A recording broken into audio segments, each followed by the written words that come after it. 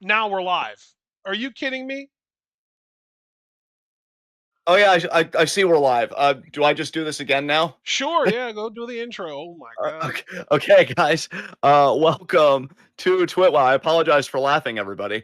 The best podcast on YouTube and the web today, made for you guys, by you guys. I'm John. That's my cohort and commentary, Ashton, and this is the TWitWoW weekly recap. Yeah, we've had some technical issues. That's why I'm laughing because we're finally live Yeah, now. this is our But let's third jump. attempt at going live, by the way. The first time John actually had cooked for a solid like probably 5 or more minutes and till I finally realized that we weren't live. And then the second time he went like maybe 45 seconds before I realized it. And now third time I tried it, I just clicked the damn thing to see if we would keep having the same issue, but this time it actually sent us live. So I don't even know what to do at this point. YouTube can go fuck itself. I think YouTube just doesn't want to come to terms with the fact that John Cena's WWE career has officially ended. And let's get right into it. Normally, on the wrestling side of things, it's become one of the more succinct segments. We got some meat on the bone tonight because it was Saturday night's main event. And let's not beat around the bush. Let's talk about the big topic. Cena's last match with Gunther gives him a hell of a rub and taps out, gives him the submission. Now, I had said in our first go when I was really in a rhythm that I feel like it was a near perfect match. I would have done the tap out a bit differently. And I know you and I kind of debated this in the first recording that wasn't live because Cena gives a little smirk in my mind. And then he just does a very light tap, kind of like the Roman Reigns tap that he did for like Brian and stuff when he was like, oh man, you know? And don't get me wrong, it's still a huge rub. And again, that's why the phrase I used in the first recording was one we haven't used in a long time. It's the pickiest of nits. Like, it really doesn't matter. I just feel like it would have been nice, to see Cena maybe struggle a bit to get that air in his lungs, really show how debilitating the hold is, and then maybe just choke out the words, I'm sorry, and then tap out. I know you had countered that you felt like that look on his face was more, well, shit, there's no getting out of this. And then he just concedes to the hold Yeah, because, it gave very yeah, much like, well, I'll be damned, son, you did it. You got me to tap kind of thing, you know? absolutely. Absolutely. And now we're seeing people file in. That's how I know we're live. Welcome, Foster. Welcome, Yeah. Bestie. Everybody get comfortable. And, I could see that point of view. I just, again, that's just something I would have liked. But, because I'm trying to remember everything I said in the first go because I really liked where that was going. And I said one thing that I loved about this match was the crowd. It was so pro Cena. It was so emotional. There was not a single Cena sucks chant to me. And there was even a Super Cena chant, which we talked about in the first go around on this, but it wasn't ironic or detached or like meant to, put down. It was trying to fire him up, to your point. And so I love that Cena really got to be the pure white meat babyface in his final matchup. Yeah. And Gunther, I think, look, I know there was a lot of debate about who Cena's final opponent should have been. I still would have preferred somebody like Oba, and we'll get to him a bit later because I feel like he was Well, wasted tonight and if it personally. if it wasn't gonna be like a legacy pick like Oba or Javon or Trick or someone along those lines that Cena could really put over the next generation, how is it not Randy Orton? I mean, yeah, right. Because I mean, they did have that match at Backlash in St. Louis, and it was fine. I particularly loved the Truth run in and Orton just snapping on him like, why, before dropping it with an RKO. Perfection. But yeah, I mean, a lot of people. I know a lot of people wanted it to be Edge, and he's always gonna be Edge to me. But obviously, he's in AEW. So yeah, I mean, it's going to be a career that's debated. Look, to me, the biggest blunder of this whole tour was the heel run. And I did watch clips from a Cena interview he did with Chris Van Vliet. Um, and he said he originally requested 200 dates. Like he wanted to do 200 dates, but TKO said they only needed him for 36. Now, I feel some kind of way about that personally because we live in late capitalism. We have a politics segment on this show. I know you and I are staunchly, vehemently anti-capitalist, morally and psychologically. We find it reprehensible. I look at that as a cost-cutting measure first and foremost. It's like, Hmm. well, 36, we have If to pay it's you true, less. absolutely, yeah. Yeah, and I'm glad you put that caveat. So let me just put this caveat. If it's true, dot, dot, dot. But I believe Cena on this. I don't know why Cena would go out when he's leaving and be like, oh, I wanted to do, 200 dates or whatever. Because in that same interview, he said that they were planning this since 2022. And you're telling me that kind of time you get only 36 dates. So, but look, we could finagle about it. We could argue about it. I do think the heel run was blundered. I've been very vocal about that.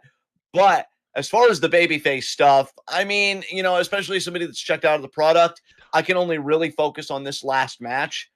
And I really couldn't have asked for more. I think Gunther's amazing. I've been singing Gunther's praises for a long time. Who would have thought that a guy that was like the monster in the European independent circuit, particularly WXW in Germany, would go on to be seen as last opponent? When you think about where people come from and where their careers really start, it's wild to think where they end up. AJ Styles. I never would have thought AJ Styles would be in WWE. He really struck me as a TNA lifer, for better or worse. It's amazing where careers can end up.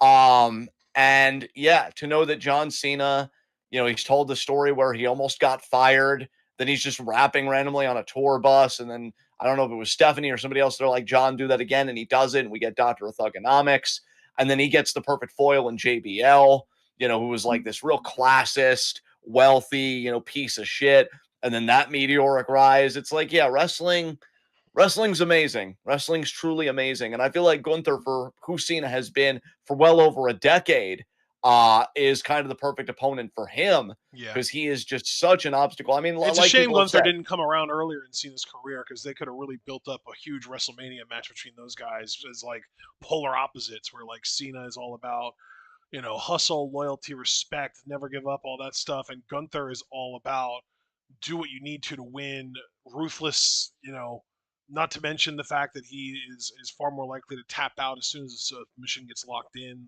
relative to Cena. Like they're really good antagonists, or just rivals, I guess you could say, for each other. And it's just a shame that we only got this one match. you're absolutely correct about that. I completely agree. I think it's been a beautiful career for Cena, Yeah. ups and downs for sure. People are gonna have varying opinions of him, just to kind of, because this is the wrestling section, not just talking about John Cena. I have watched like a bunch of ruthless aggression era, but also like just what did they call it? The PG era, I guess you could say. And I watched the SummerSlam 5-on-5, or I think it was 7-on-7. Nexus versus Team Cena or Team WWE at SummerSlam, and I know that was a big sticking point. And so Cena's had his ups and downs like any other career, but really cool they did this, because in the back of my mind, brother, I even wondered, like, is Cena gonna win on the way out? Like, is he even gonna make Gunther tap out? You never know with John Cena. So him tapping out and not even passing out, I'll admit that shocked me. Whether or not I would have done the tap out a bit differently, which again I said was the pickiest of nits, even the idea that they went with that finish is incredible. But here's the big thing now: you can't waste what Gunther's been given, right? Like, I'm really hoping, and I have my doubts, because WWE, I mean, we're disconnected from it and disaffected by it for a reason, by and large. They don't really seem to have a plan. If you don't have in your mind the babyface that you want to give this to down the road, I'm a bit worried, right? And so, like the last thing I want, just to give an example of something that would leave a bad taste in my mouth, is if CM Punk gets past Braun Breaker, because I feel like that's the program right now, Braun Breaker, because I think he pinned Punk in War Games or something. He wants a shot at CM Punk. If CM Punk were to get past Braun Breaker, then Gunther would come for his rematch, but then Punk would beat Gunther in the rematch. No, like, I want Gunther to go on a tear now. And I think you even said, did you even say, because I want to quote what you said in the Discord, because I I said agree that that he this is should win a title and not drop it until at the very least early 2027. okay. You said 2027, and then yeah, Javaris kind of hopped Javaris, on and took it even further and said late 2027, even early 2028. yeah. And like either one, I'm like, that to me, that's the call. Because then you take that tap out from John fucking Cena of all people, you build it up, and now you got a guy in Gunther where it's like, who's gonna take the strap off of this dude? And the person that does it, you're instantly just fucking made. I know Javon Evans was a suggestion in our Discord that I love. I wouldn't mind a babyface Oba. Sooner or later, Oba's gonna have a babyface run. He is too charismatic, too cool, and too loved by the people not to. So I think you have options. That's the good news, is you have options. The bad news is are you going to make the most of those options? And I can't give an affirmative answer to that, if I'm being honest. But I'm going to slow down here. I want to interject you more in this conversation. What did you think of this retirement match, man? I thought it was excellent. This match honestly feels like the Rock Hogan WrestleMania 18 of this generation to me, even though it's not like legend versus legend yet. Just the way that the crowd was involved and the way that Cena really worked with the crowd and got them into it, and the way that Gunther cut off his heat several times, and like all that, like it was just a really well done old school crowd involvement match. And to me, those are some of the best matches of all time, and I think that this is going to go down as an absolutely legendary one for sure. I completely agree. And look, if I'm just sharing my fears about the aftermath, because Cena was the consummate pro. He went out in the biggest way, again, tapping out. They did a nice little ceremony for him, but I want to focus more on the actual match and the reverberations of that match. If I'm being honest, one concern that I have is that the new baby face of the people, which right now does seem in a way to be like an LA Knight, would come and then he would beat Gunther, especially avenging his loss in the finals of the last time is now tournament. I would hate that for obvious reasons. We're not LA Knight fans. He is on the older side. I want somebody young that's going to carry the company for 10 years to get this rub. And I don't know, but I think it's huge for Gunther, especially because, too, as commentary pointed out and as fans have pointed out in the lead up to this, if Gunther succeeded in this, which he did, you can now say that he retired Goldberg for now. I've been hearing rumblings he may want to have a match with AEW because Goldberg's a mark for himself. And That's John Cena. factually true, yes.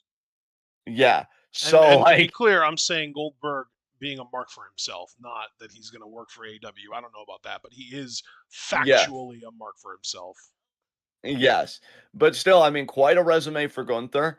And yeah, and I mean, he beat Randy Orton in the King of the Ring tournament when he won that to get his World Heavyweight Championship title shot at that SummerSlam that one year. So Gunther's got quite a resume in WWE. I mean, he is really well built, and that's what you want a good heel, especially a heel as credible as he is, to be, because if you do it sparingly, you can get quite a few surefire baby faces out of this dude as opposition. So Yeah. I think we are really in a prime opportunity with Gunther here, and that's just really what I want to stress. I really got nothing else to say about the match. It was very emotional for everybody. Lillian Garcia even got emotional during the announcements. Crowd was at a fever pitch, sang Cena's theme. I mean, Chanted yeah, "Let's go Cena" without the Cena sucks on the other side of it.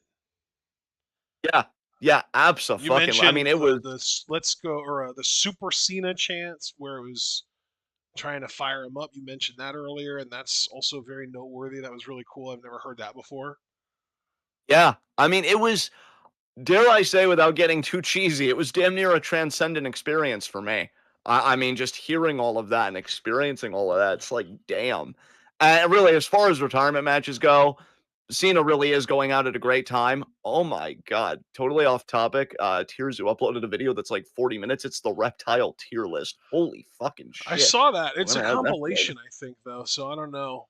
We'll see. Oh, interesting, interesting. Okay, so maybe we could just skip that. Anyway, sorry, that just took me off guard because it's a YouTuber we watch. I'm not used to videos that long from him. But yeah, as far as time matches go, I think Cena's getting out at the perfect time. I think he did the greatest hits. He did an AA off steel steps to the announce table spot. We got a super AA, STF. Michael Cole was into it. Michael Cole did great commentary. Crowd again was super into it. You're not going to get a better match than that. It's really a lot like, for a lot of people, Taker Michaels from WrestleMania 26, which is why I was deeply disappointed in both guys when they took fucking Saudi blood money and did that fucking tag match. Especially Sean, because Taker would work a little bit even beyond that. But yeah, because you're just not going to do a better match than that. Cena, I don't think, is going to do a better match than this, in my opinion. So this is a great way to go out. I have nothing else to say about it, though. Do you have anything else you want to say about this match? No, I do not. Excellent. Let's just real quick talk about my. Actually, you know what? I don't even want to talk about this first. You praise this god just as much as I do. Do you feel that Obafemi was wasted on the show like I do, brother? Or am I being hyperbolic? Because I feel like he was fucking wasted here. I don't know. I mean, I think he got to showcase his talent. His promo on SmackDown last night wouldn't have happened if he didn't have this match, and that was legendary. He's getting good reactions already on the main roster, despite the fact that this is only his second time showing up, or third, I guess, if you count the backstage stuff. Um, he is probably going to have some kind of a feud with Drew going forward, which I think was the main point of this, was kind of to lead to that eventually. And if it leads to Oba versus Drew at Mania, I don't think you can call it a waste. I think those are fair points all around. You know, I try and be level headed even when I'm up in my feelings and just concede when fair points are made. But so I'll modulate my criticism a little bit. I hate that it was a non finish. I think the finish was dumb as hell. And like that, I just really have to stand on because I get that Cody's in this feud with Drew, but I really would have liked them to have a full matchup. And if Drew was going to come in, maybe trip Cody temporarily. Oba gets a power bomb and gets the win. Now, granted, Oba didn't eat the L. That would have been the absolute unacceptable outcome to me was Oba losing to Cody. So it was a non-finish, but even so, it's like could have really done something for Oba here that wouldn't have really cheapened Cody because it's fucking Cody, and it would have been because of Drew. And then you could have had Oba see the replay and still have the tension with McIntyre, like, hey, I don't need your help, man. Whatever. I don't know. I just really did not care for the finish at all of that match. But you are right. Oba did get to showcase himself. I like the promo on SmackDown. I like even more that main roster audiences are already like doing the dance with him, doing the sounds with him with the promos, like when he's talking. Like, and when he gets to do that consistently on TV every week, if he gets to move from NXT to Raw or SmackDown because he's the NXT champion again, and we have no idea how this reign's going to be handled, he's going to be fucking fire. I mean, I already think he's fire where he's at, but I'm talking that main roster money, main roster gigs, main roster feuds. He's going to be fucking fire. I'm really, really excited for the dude. And so yeah, you said your piece. That's all I gotta say about that. I just want to check in with you real quick. Did you pay much attention to Leon Slater and Javon Evans versus Dragon Lee and AJ Styles? Because I'll admit that I checked out of this one. I I honestly paid didn't I really care. paid attention to maybe 60% of the match. I thought it was really fun actually. It was a good sprint type match. Yeah, I yeah. actually, I mean, I I've always known that I'm a Leon. Well, I shouldn't say always, but I've known that I'm a Leon Slater fan for quite a while now. He's really impressive, and to see him and Javon, two amazingly talented, young, literally 21-year-old black men, get an opportunity to be on the show that is probably going to be the most viewed WWE show in quite a few years, if I had to guess, or at the very least since The Rock post Mania 40 Raw, where he and Cody had like a 45-minute promo. Actually, that might have been WrestleMania 39. I think it actually was 39. It's just beautiful to see, especially because like Leon Slater is currently signed with TNA. He's a TNA yeah, guy right now, and the fact that he is getting to show up on this level of show, I really need to emphasize like Saturday night's main event isn't a pay-per-view, but I would argue that if you get booked for a Saturday night's main event, you're getting more exposure than you would on a pay-per-view. You're getting more exposure probably than you would on Raw or SmackDown. This is like the most exposure that anyone in the pro wrestling business is going to get right now in the year of our Lord 2025.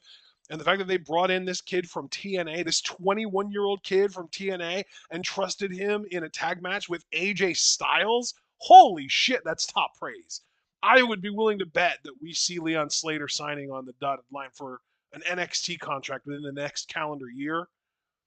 I mean, it feels like WWE's almost laying their claim to him at this point, just basically saying, like, this kid is absolutely someone we've got our eyes on, and we've got the money to afford anyone we fucking want. So he's ours next. And yes, Javon yes. looked amazing as always. I love that AJ Styles got to do some of his signature stuff, including the intentional botch, which is something that I've praised him for being incredible at and probably the best of all time at. Uh, we Yes. got to see a Styles clash too, which is something that we don't always see anymore. He doesn't do that in all of his matches anymore, so that was great to see. Yeah, it was just a really fun one. Definitely. Definitely. Um, so really the match that my second favorite moment of the show, because the retirement really was just fucking fantastic. Um, yeah, Sol Ruka versus Bailey. Sol Ruka versus Bailey. That was such a fun fucking match. God damn.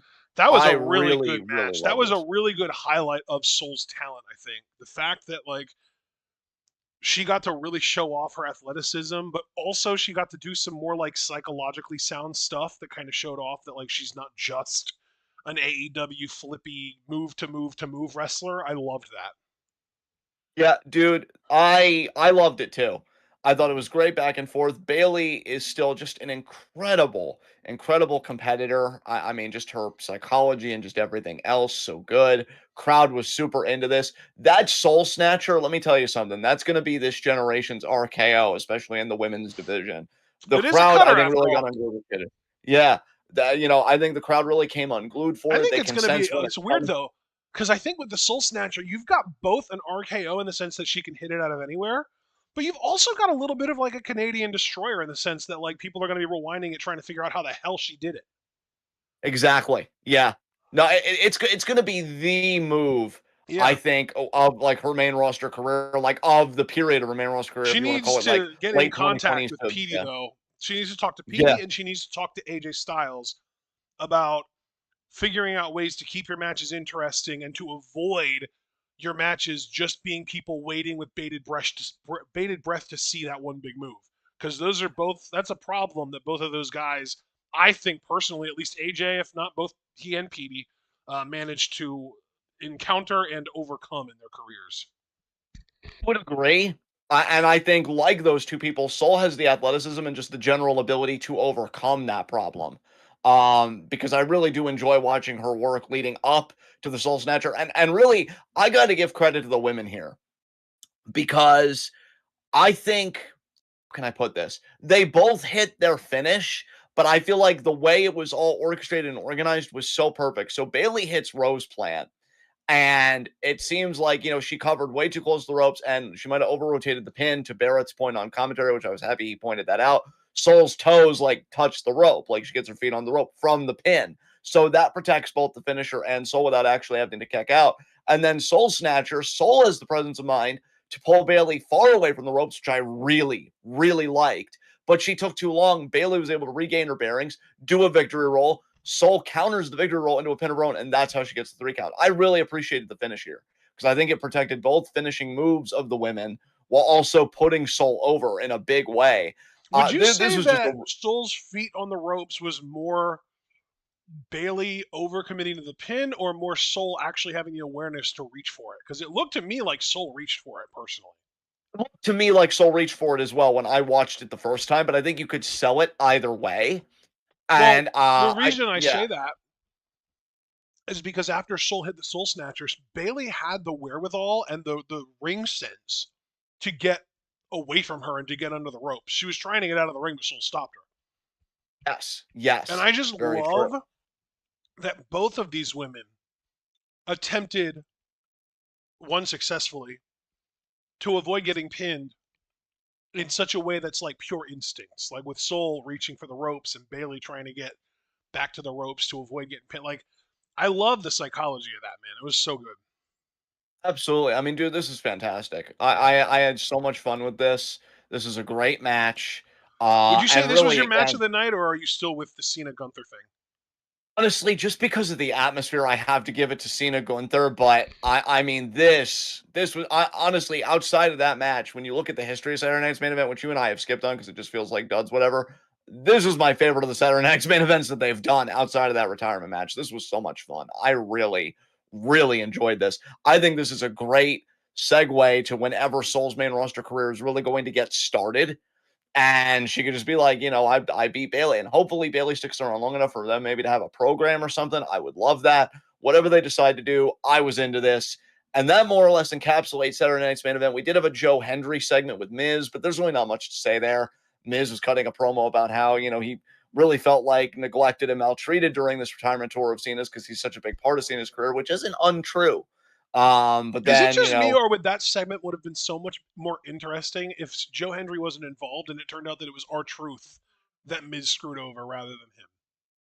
yeah, I mean, I could have gone either way. I don't really mind Joe Hendry. I think the thing with Joe Hendry to me, and this is just my opinion, I just wonder when the whole like I believe in Joe Hendry and that kind of thing because it feels meme esque, and I just wonder when that's going to run its course. I think for Joe Hendry, and again, I'm not trying to disrespect him or the fans that he has because I even kind of like the guy.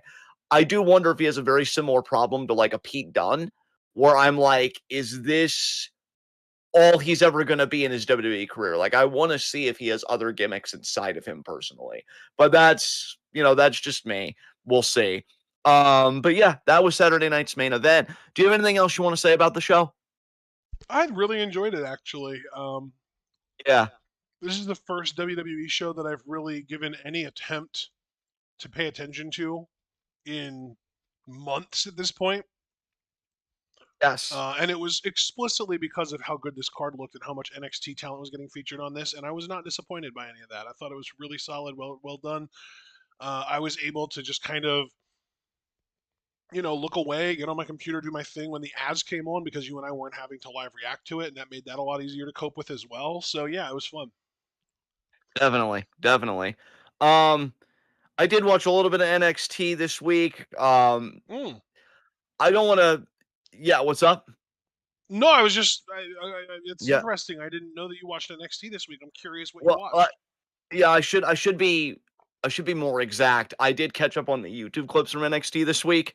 Um, I don't know what the long-term plan is with A, Javon Evans, and B, Tony D'Angelo. So let's talk about Tony first, actually. Um, this time he goes after Ethan Page. Ethan Page cut a promo referencing that John Cena's final match is coming up because keep in mind, folks, NXT was back on Tuesday.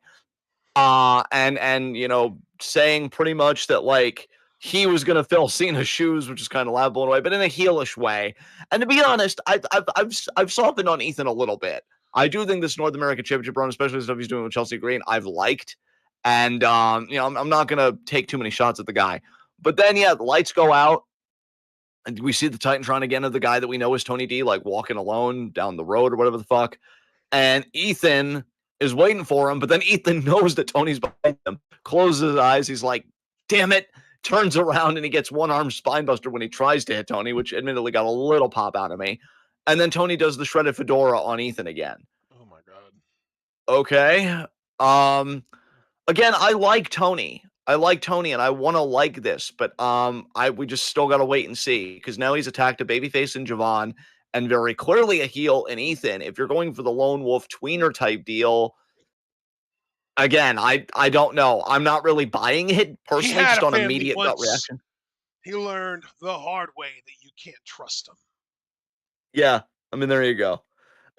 But yeah, I don't know. It's coming off weird to me right now, but I don't want to be too judgmental because the story hasn't finished being told yet. And plus, I'm just too checked out and too old to care. So that was that. But then Javon Evans. Let's talk about Javon Evans. Let's talk about the fact that he cashed in his New Year's Evil title shot early. And he said, I'm ready to be champion right now. And so they schedule it for the main event of that NXT. And it's a back and forth match, and Javon looks like he's going to win because I think he got two cutters on Oba. Even though his finisher is middle of the road, that corkscrew press that he hits that looks fucking gorgeous, and it looks like he's going to win. And who pulls the referee out but Ricky Saints, who had only back on Saturday at Deadline, wished Javon luck in Iron Survivor. Javon kind of lifted Ricky up after losing the NXT championship. So now Ricky has been like, wait a minute, fuck you, I'm heel. Screws Javon out of the title because, Javon dives on him, tries to go back on Oba. Oba shuts it down and gets the Naturally. power bomb. Say that again, partner. Naturally. Naturally. It gets the power bomb and, yeah, retains title. Okay, I mean, Foster immediately, I am inclined to agree with you. He said Javon is almost definitively winning at Stand and Deliver. Third time is the charm. I'm just going to say this, Foster, I hope. Because I'm done inferring things based on what I deem is logical, and then WWE is like, no. We're actually going to go Trick Williams again because he's recently babyface, or we're going to go Miles Bourne, or we're going to go Dion Lennox. Because to me, Javon has always been the logical choice to really beat Oba. I mean, definitively beat Oba, overcome him, whatever. And now maybe what he could get that would be special from Ricky Saints is beating Oba twice because Ricky didn't beat Oba in a rematch, right? So I feel like if you really want to make Javon, you have him beat Oba twice, once to win the title and then once in the rematch. But I'll put that to the side for now. Ricky Saints is a heel. So here's my thing. I'm a weird egg, unapologetically, because being normal is for marks. And I've always appreciated that Ricky understands that he has a very tortured face, hence that pose where his hand's up to it and he looks so anguished. like a little emo mark. And so him being a heel does make sense to me on that level because you can't have all that face and all that angst and be babyface for too long. It's just to me nonsensical. But I do wonder, like, what is the end game here? Because most immediately it's a Javon Evans program. Okay. But then after that, and when are any of these motherfuckers going to go to Raw or SmackDown? Like, I'm shocked Oba's even the champion again. Like, I've been ready for him on the main roster. I feel like for the last year at the very least. So yeah, NXT is just in a very weird place for me. Did you even watch any of NXT? Can you remark on anything I'm laying down right now? I did not watch a single moment of it. You know what? I'm proud of you. So I'm just gonna keep one man showing this shit, baby. I'm not Heath Slater though. I don't have kids, thankfully. So yeah, Ricky Saints heel now. Cool. So do we call him Ricky Sinners? I don't know. Foster, help me out here. I don't know. I feel like you're better at this stuff than me. I don't know how to emotionally navigate this. Um, Speaking of emotionally navigating things, Tatum Paxley has seemingly emotionally navigated that she wants to hurt Izzy Dame. Cool. Awesome. Right there with you, bestie. Let's go and fucking do it. Because she has I think what is it? Nico Vance? Nico Yeah, Vance. Nico Vance and Ty Spears. Yeah, it just Vance is last because it makes me think of vice president, fascist, whatever the fuck. Right. So yes, it is Nico Vance and Sean Spears. Which I mean, yeah, actually we call him Ty Spears because we have a Sean already, and he's perfect and beautiful and wonderful in every way. Um, and she has the dolls of them, and she says, "Oh, Izzy, you're gonna lose everything one by one until it's just you and I alone. It's time we play my game." Now, I'm gonna be honest. The idea that Tatum could be such a psychotic character that she's even going after male superstars associated with Izzy and takes them out makes me a little giddy inside. I want to see it. I want to see Ty Spears get got by Tatum Paxley. Don't know though. Gonna wait and see that play out because I already thought that the match they had at Deadline was a bit overbooked with like kind of the emotional suckering and everything, like we talked about last week. So we'll see. Um, the She and last thing I Lyra want working together. to, yeah, dude, yes, They I they miss pull Tyra so much. they pull a what are those things called that people trip over? A tripwire. They pull a Yeah, tripwire and cause Nico and Sean to fall into some kind of pit of despair. yes, yes, dude, yes. I'm loving everything you're saying right now. God, that's sexy. But we will have to wait and see. The last thing I want to talk about from NXT, even though I'm sure there was more on the show, I don't really care, and it's my face, so whatever, is the debut of Shiloh Hill. Oh God. Very interesting. I know I liked it though. I gotta say I liked it though. Because here's the thing, I like his look. To me, he really is a combination of like Bray Wyatt and then who else? Because somebody else in the comments even made this comparison. It's like Bray Wyatt and somebody else. I wonder if I could even pull up the debut and look at the comments because I agree. No, no, it's not in my history, so I'm not gonna fucking waste time. But yeah, he's like a fusion between two wrestlers. I like his look. He has this bit where he like wears almost like this mouth guard, but it's also, I guess, holding a tooth that he lost in place. So a tooth goes out with it. He's got a gnarly fucking look. I know we're kind of in like a reality era and this ain't AEW, but he feels like he should be a hardcore wrestler just with his aesthetic, but he's not. But I do like that, he gets fired up. He's more of a zany character, but not like that Nikki Cross way. He beat Lexus King in his debut. I don't know, man.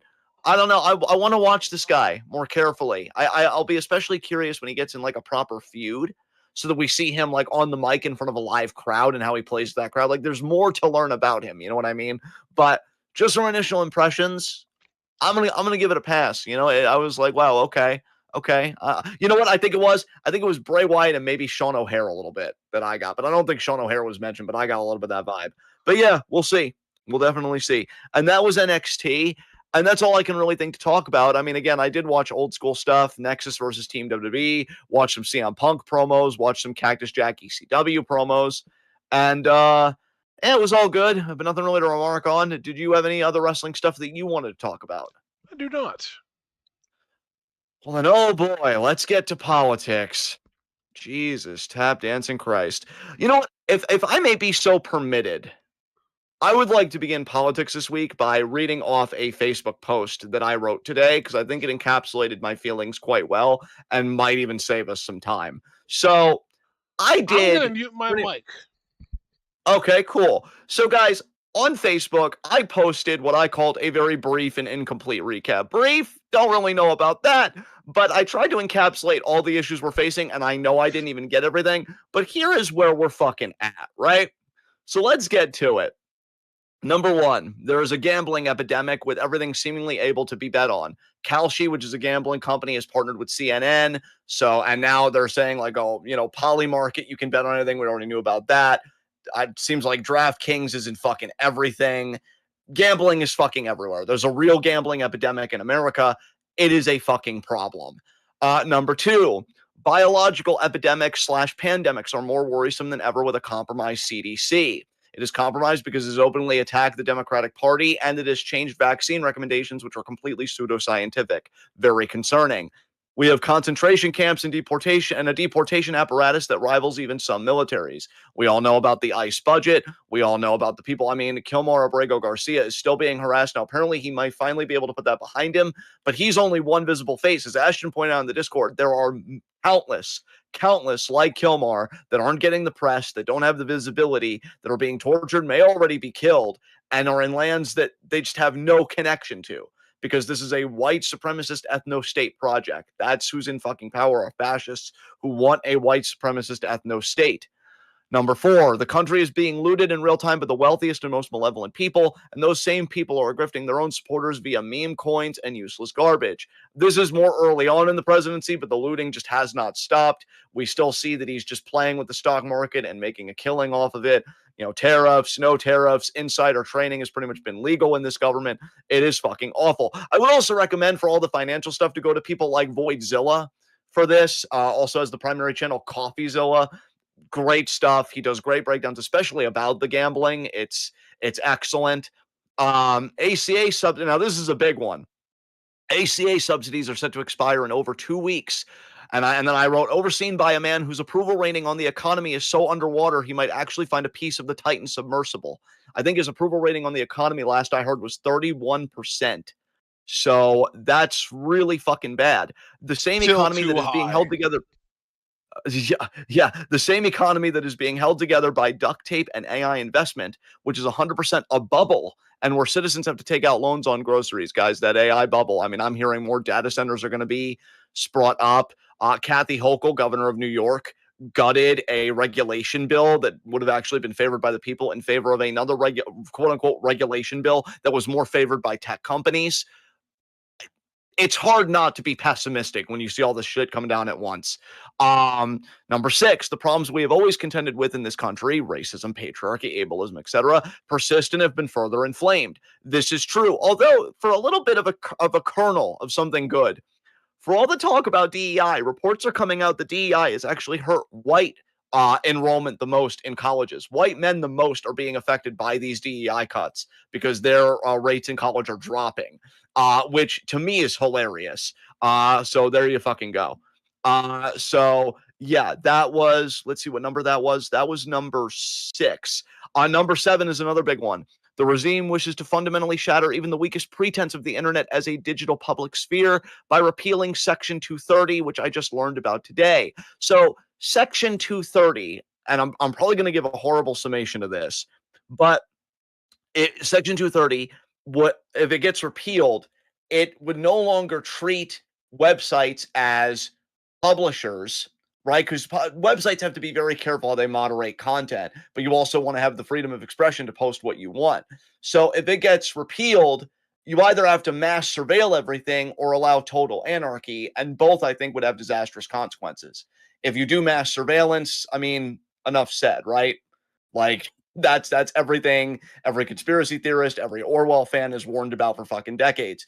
If you do the total anarchy, though, that's bad because we already know how certain social media platforms, i.e., Twitter, because I'm never going to call it X unironically, has been co opted by fascists and white supremacists.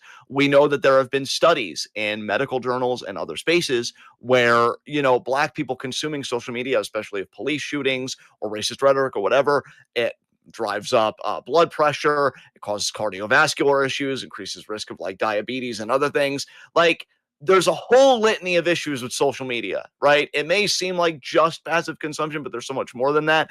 And if you allow more of the internet to become hateful and fascist apologia and just controlled for right wing ends, that's obviously a disaster too. So I'm thinking that we're going to go the mass surveillance route because we're already doing ID verification and everything else, and that is fucking horrifying. So that was only number 7. Number 8, we are now fully mask off geopolitically as a rogue state that can steal resources, bully international bodies from holding us to account, and openly plan for regime change, all while we find legal scholars with degrees from PragerU Law, that was a joke, there's no such thing as PragerU Law yet, saying none of this is illegal because we're America. So to contextualize this one, big news this week in international politics, the U.S. illegally seized an oil tanker in Venezuelan territory. And, Trump has always been from the very beginning. He said this about Iran years ago. He said, I would have gone in there and I would have taken the oil.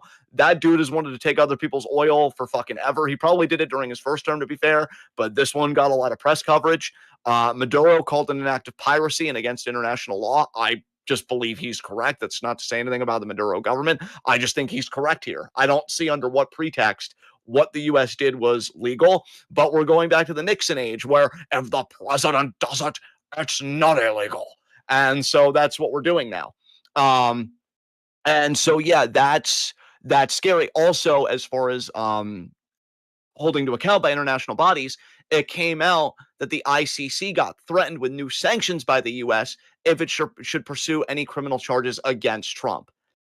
Now, 2 things about that. One, wow, that is the second time I have heard the ICC being neutered by a body that should be under its observance legally. The first time being, of course, Israel's genocide in Gaza, which is still fucking happening. And of course, we're going to target Miss Rachel or the rabid Zionists rather than looking inward and being like, wow, maybe we're beholden to a psychotic ideology. Maybe we should change course. And now here with the US. And secondly, why would you do this if you didn't know that Trump is just a fucking autocrat? And just willfully ignoring the fucking both domestic law and international law. I mean, if it sounds like a duck and looks like a duck, right? And then finally, actually, no, I've got 2 more here. Number 9, we have no real opposition party because both parties are beholden to billionaires and therefore are incapable and fundamentally unwilling to offer a comprehensive analysis of present conditions or prescribing a means of radically changing them. Gavin Newsom has said he does not want to tax billionaires, or he doesn't feel like, we should update a billionaire tax. I think they have some kind in California, but it's like minimal. And Kamala Harris might be running again. There's like a lot of press going around that she might run again. And I'm sorry, no. Like, no, I gave her a chance. I voted for her. I liked the first half of her campaign. The second half was dog shit. Nobody liked how she got in just being appointed by Biden. I would have preferred if we had the time an open convention. And I blame Joe Biden for this too, by the way. Should have gone out way earlier. I would have preferred an open convention to actually energize the base and really move the conversation forward. But yeah, no, she did horrible, and she did horrible on Gaza and everything else. And yeah, I don't want to see her again. Gavin Newsom, I do not trust. I think he's awful. I think he's very performative. I think he's only good at social media, and that's it. And that's not even really him. That's his team. And so, yeah, I'm not really liking Democratic prospects there. And then finally, number 10, planetary crises such as climate change continue to be exacerbated with tipping points already crossed. It has been said that we are going to cross 2.5 degrees Celsius, that there will be no stopping it. Obviously, that doesn't mean that we shouldn't try and curb warming because every little bit helps, but we need to start looking at climate resiliency in a 2.5 degrees Celsius world. I've seen a study done recently by the Actuary Foundation. I believe this is based in the UK about what would happen if we reach 3 degrees Celsius by 2050. And you're pretty much talking about civilizational collapse. 4 billion people dead, utter GDP devastation of 250% of loss of GDP. It cataclysmic. I feel like 2.5 could even be cataclysmic. And it's not fucking happening because environmental regulations have been repealed. The head of the EPA, I think it's Lee Zeldin, has said climate change is a religion. It's bad. It's bad. And then I ended the post by saying, and I'm supposed to be excited or find hope in Democrats winning the midterms. Okay.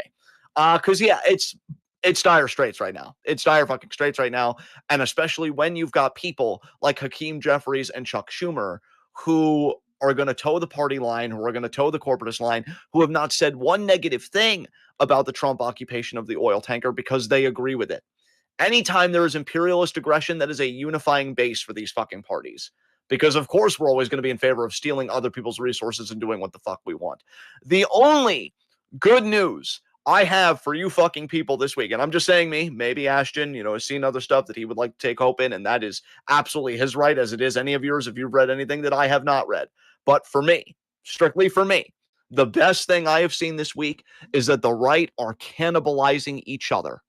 It is incredible. Tim Pool is going after Candace Owens. Candace Owens is climbing back at Tim Pool. Nick Fuentes doesn't know how to keep a fucking ally because Tucker Carlson recently platformed him. But now Nick Fuentes is right back to calling him like, your dad was in the CIA. You're working for the CIA, or you serve the CIA or whatever. Went after Candace Owens. Apparently, Turning Point USA has got a live stream coming up on the 15th that's going to respond to Candace Owens' charges. The Turning Point knew something about Charlie Kirk's death. Was, by the way, speaking of Turning Point, the new president, Erica Kirk, who had the quickest mourning of any widow I've ever seen fucking ever, did an interview with CBS's Barry Weiss, who is a Zionist fucking shill. CBS owned by Larry Ellison because it's part of Paramount, which is also looking to take over Warner Brothers, which also had a bid by Netflix. The moral of the story, kids, is monopolies are bad. But if Ellison would get I control of honestly this, it would thought you continue were to going be to in. say monopolies are back, which would also have been true because at the very least, Yes. Lena Khan, the head of the FTC during the Biden administration, was doing her damnedest to fight against monopolies, and now it's almost like they're being encouraged rather than fought against. Yes. Yes. And listen, folks, the more monopolies consolidate power, the more fucked I feel we are. I don't want Netflix to acquire Warner Brothers. Again, I don't want a monopoly, period. But the Ellison family, I mean, again, rabid Zionists, they're in surveillance. They're much like Palantir with Peter Thiel. It is a brave new world we're fucking entering. All that stuff that Alex Jones made a killing on in his early years, talking about mass surveillance and government control. But now that it's here and he's fucking far right and all this fucking stuff, it's like, oh, it's so bad, which always shows that he was a grifter and a piece of shit. And people that are genuinely concerned about it, it's hard to mount an opposition, which isn't to say that we shouldn't try. I'm just saying it is not easy. It is a concerted effort. It is a marathon, not a fucking sprint. And yeah, it just gets scarier and scarier. But the right wing media ecosystem really falling apart. The actual regime in power. I mean, Trump, in my mind, very clearly has Alzheimer's.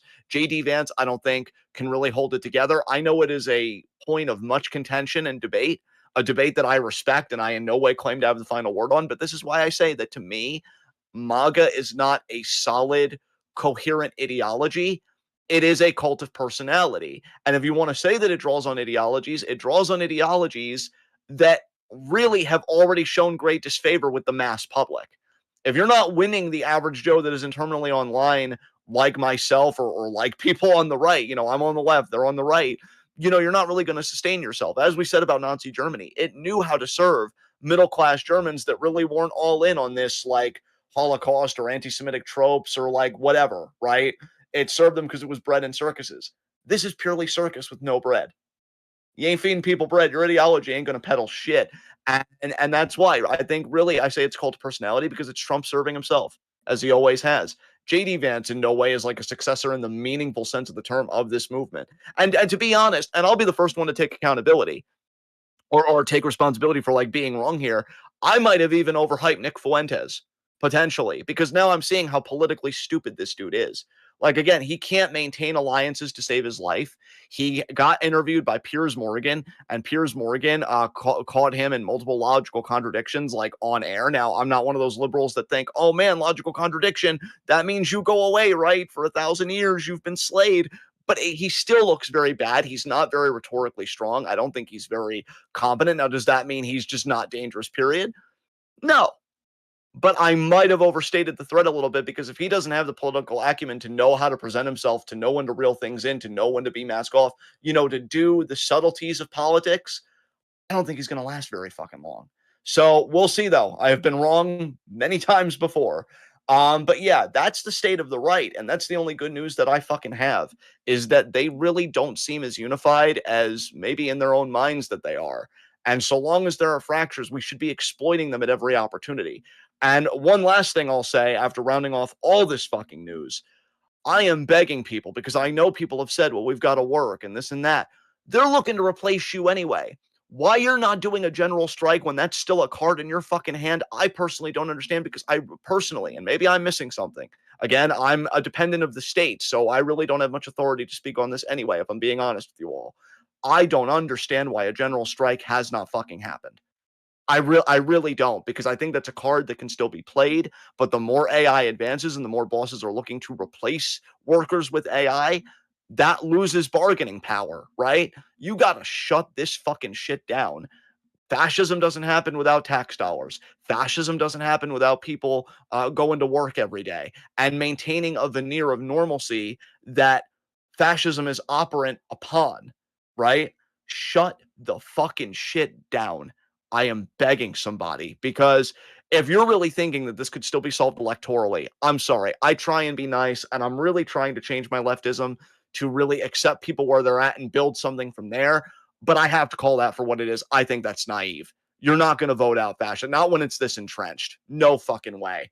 There needs to be a shutdown. There needs to be, and I'm not talking about revolutionary action or anything else. Notice what I'm saying here. Pay attention to what I'm saying here. I'm saying inaction. I'm saying not going to work. I'm saying not feeding the machine. I'm saying taking care of each other, mutual aid networks, because you starve that shit out. And I really wish that would happen, because even at this point, I don't think no kings is enough. I was already kind of side eyeing it a little bit, but I thought maybe this could promote future action. Well, that time for future action's fucking now, right? Because we already see too that they want to classify Antifa as a domestic terrorist organization, which apparently a big FBI official got an interview about that, like a hearing about that, I should say, not an interview. And he got pressed about it, and he couldn't give any specifics because they don't think this shit through. They just want it to happen. They want to demonize all of us for being anti-Trump at the very least. I know not all of you share my leftist politics, but I think we're all anti-Trump. But then when you go like really to the far left, anti-theocracy, anti-capitalist, anti-racism, anti-ableism, etc. But all this stuff fundamentally amounts to being anti-Trump, and that's what they don't want. So yeah, I never want to be doomer on this show, but I'm not gonna lie to you all. It's bad. It's fucking bad. We've got a lot of shit to work through, and even beyond that, even if we got beyond this, we have so much building to do for a livable future, for an affirmative future. Again, even just on climate alone.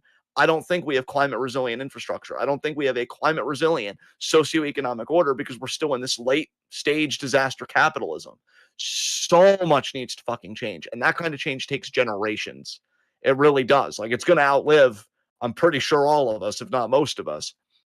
But that doesn't mean we can't start right now in this fucking moment, even if it's just educating another person, even just checking on another person that you fear may be going down a right wing pipeline. Like, this shit's bad out here. And we can't just rely on the right being who they are. And that is just impotent and tripping over themselves and being like dogs that caught the car, not knowing what to do with the fucking power they have. There also has to be kind of a forward side, a proactive side. That was the word I was looking for. A proactive side on the left. I really need to see more of that, because this shit's getting ridiculous now, and it's really getting horrifying. And if they really get to do with the internet that they want to do, again, just the mass surveillance and everything else, and big content moderation, which again, is the future, because another thing, they're now having tourists submit 5 years of social media content to people if they want to visit the US, and DNA samples, and God knows what else. If they're doing it to tourists, they're gonna want to do it to you. They're gonna want to do it to all. That's how it always is, right? So I'm begging people, like, we gotta do more. We gotta do more than what we're doing, and it's not in the answer of Gavin Newsom or Kamala Harris or whatever the fuck.